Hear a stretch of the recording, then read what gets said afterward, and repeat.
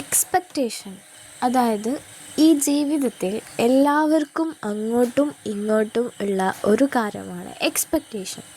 Over expectation over dependence is common in our society. നമ്മുടെ സൊസൈറ്റിയിൽ common ആയിട്ട് കാണുന്ന ഒന്നാണ്. അപ്പോൾ നമ്മുടെ ജീവിതത്തിൽ പെട്ടെന്നൊരാൾ വരികയും നമ്മൾക്ക് ഇതുവരെ കിട്ടാത്ത സ്നേഹം നമ്മൾക്ക് തരുകയും ചെയ്യുന്നു എന്ന ആ ഒരു തോട്ട് നമ്മളുടെ ബ്രെയിനിൽ ഉൽപ്പാദിക്കുന്നു. ആ ഉൽപ്പാദിക്കുന്ന സമയത്താണ് നമ്മൾക്ക് ഇത് തോന്നുന്നത്. ഇത് സ്നേഹമല്ല, മറിച്ച് ഇത് ഡിപ്പെൻഡൻസാണ്.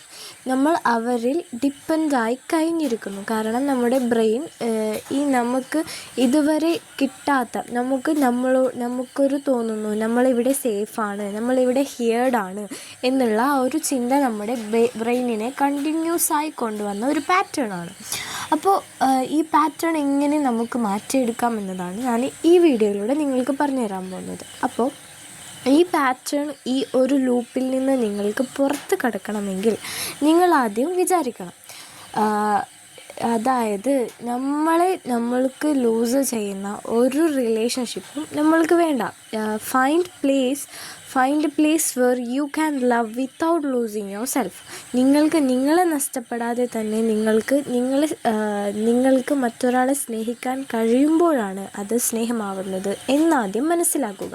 അപ്പോൾ ഡിപ്പെൻഡൻസി ഇറ്റ്സ് നോട്ട് ലവ്.